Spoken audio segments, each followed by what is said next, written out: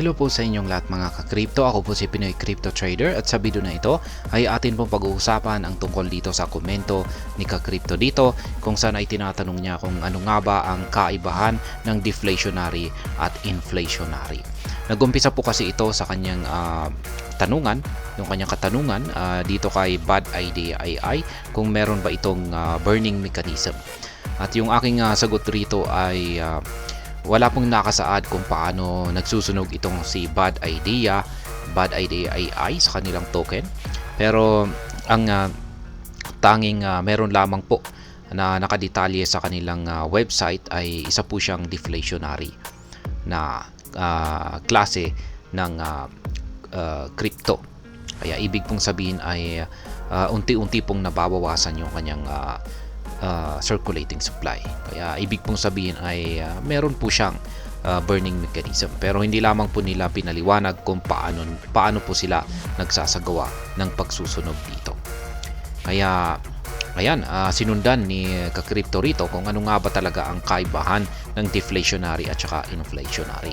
Kaya naisipan ko pong i-content na lamang ito kasi marami pong mga baguhan ang maaring gustong malaman na rin ang tungkol dito sa pagkakaiba ng deflationary at saka inflationary.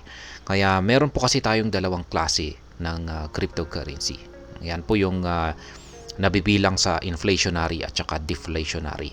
At yan po ang siyang ating pag-uusapan sa video na ito. Pero bago po tayo magpatuloy, ay nais ko lamang po munang bigyang linaw ang aking disclaimer kung saan ang nilalaman po ng video na ito ay hindi po ito isang financial advice.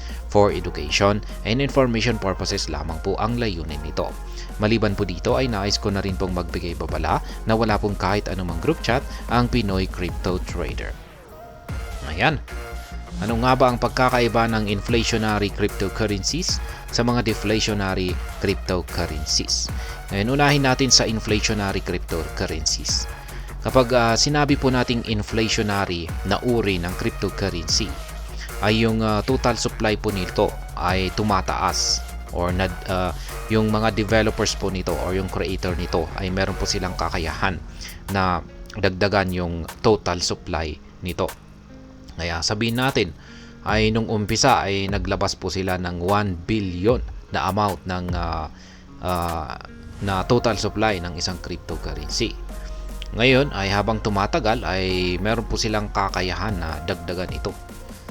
Ayan, dagdagan at yan sabihin natin mula sa 1 billion na amount ng isang token or isang crypto at kung naisipan po nilang gawing 2 billion ay pwede. Ayan. Yan po yung ganitong klaseng crypto ay tinatawag po yan na inflationary. Yan, mas madalas pong ginagawa ito para ma-maintain yung kanyang presyo.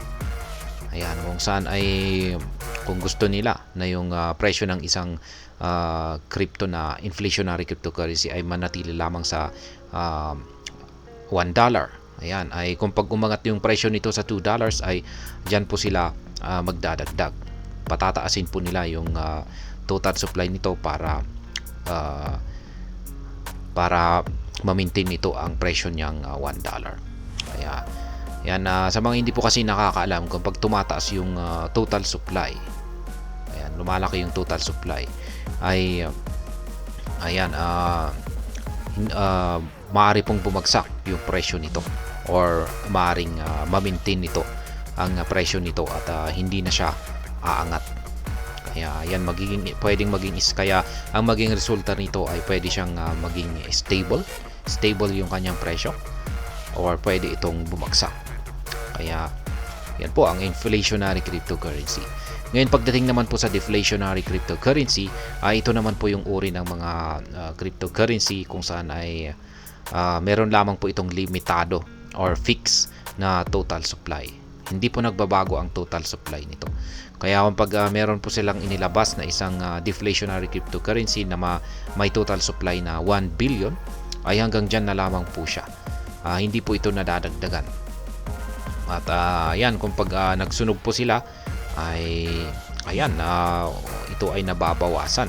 Kaya kapag sunog po ng sunog, yan, lagi nilang sinusunog ito, ay palit ng paliit yung total supply nito or nababawasan ng nababawasan, ay base sa teorya ay tataas yung magdudulot ito ng scarcity at ito ang siyang magiging sanhi para tumaas ang halaga nito.